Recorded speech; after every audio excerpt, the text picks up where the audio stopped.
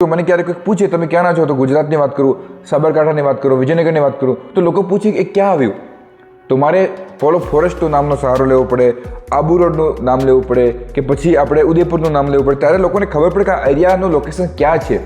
કારણ કે આપણા આ એરિયાની કોઈ પહેચાન નથી. લોકોને ગુજરાતનું નામ લઈએ તો નરેન્દ્ર મોદી, અમદાવાદ, રાજકોટ, સુરત, જામનગર હોય, કચ્છ હોય, એવા મોટા મોટા જિલ્લાઓ છે, એમની પહેચાન દેશ દુનિયામાં છે. પરંતુ સાબરકાંઠા અરવલ્લીને આપણે દેશ દુનિયામાં કોઈ પહેચાન નથી. આ એક કડવી હકીકત છે. બરાબર? કેમ કે સુરતનું નામ લઈએ તો સુરતમાં લોકોને ખબર છે કે સુરતમાં ધંધાઓ બિઝનેસ થાય છે અને હીરાઓ ગળવાનું કામ થાય છે અને કપડાઓની મિલો છે, ફેક્ટરી છે, બધું લોકોને ખબર છે.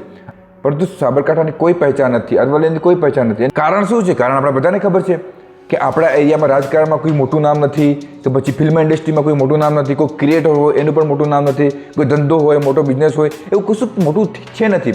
કે અહીંયાના જે ક્રિએટરો છે, જે વિડીયો બનાવે છે, એમને હું સવાલ પૂછવા માગું છું. કારણ કે જે સરકારી કર્મચારી છે કે પછી જે પણ ડિપાર્ટમેન્ટો છે, એ તો કોઈ પણ વર્કશોપ કરે, પ્રોગ્રામો કરે તો કેટલા માણસો સુધી પહોંચે? 50 માણસ, 100 માણસ, વધુ 500 માણસો સુધી પહોંચે. પરંતુ જે વિડીયો બનાવે છે આપણા એરિયાના, હું 500થી 1000 ક્રિએટરો એવા છે જેમના 10,000, 20,000, 30,000, 50,000, 1 લાખ, 2 લાખ ફોલોવર્સ છે. બરાબર? એક વિડીયો બનાવે તો હજારો માણસો સુધી વિડીયો જાય છે.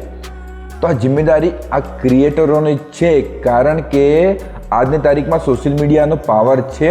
સોશિયલ મીડિયા પર વિડીયો બનાવે તો હજારો લાખો માણસો સુધી આ વાતો જાય છે. પરંતુ આપણા એરિયાના ક્રિએટરો છે, તમે જોઈ લો, વિડીયો બનાવે પણ કેવા વિડીયો બનાવે? જાનુ તો મારી કોલેજમાં ભણવા જતી નહીં, જાનુ મારી તને યાદ આવે છે, અને આવા વિડીયો બનાવે છે. અને એ વિડીયોમાં છે શું એ મને ખબર નથી પડતું. કોમેડી છે? નથી. એન્ટરટેનમેન્ટ છે? નથી. કોઈક ડાન્સિંગ છે? નથી. સિંગિંગ છે? નથી. કોઈ ક્રિએટિવિટી હોય, કોઈ એઆઈનો ઉપયોગ કરવામાં આવ્યો હોય, એ વિડીયોમાં છે શું મને ખબર નથી પડતો. હજારો વ્યૂ આવે છે, હજારો ફોલોવર છે, લોકો કમેન્ટ કરે સો ક્યુટ, સો બ્યુટીફુલ. આ ક્રિએટરો કહેવાય?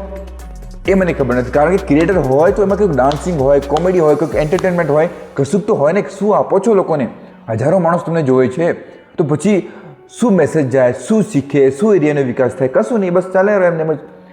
તમને ક્રિએટ જ સારો કન્ટેન્ટ કરશો તો લોકો સાંભળશે, નવી પેઢી સાંભળશે, એ આપણે જોઈને શીખશે, કશું કરશે. કોઈક ફિલ્મ ઇન્ડસ્ટ્રીમાં જાય, કોઈ રાજકારણમાં જાય, કોઈ એજ્યુકેશનમાં સારું નામ કરે, કોઈક ડાન્સિંગમાં કશું સારું નામ કરે, તો આ એરિયાનું નામ બહાર જશે. આ એરિયાની પહેચાન આપને આપ થશે. પછી કહેશો કે આદિવાસીઓનો યુઝ થાય છે, આપણા એરિયાનો યુઝ થશે જ. જે કરવું હોય તો કરી લો, થશે જ. આ એક જંગલ છે. યા તો શિકાર કરો या तो खुद शिकार बन जाओ. दो ही रूल्स है इस दुनिया में, इसके अलावा कोई रूल्स नहीं है.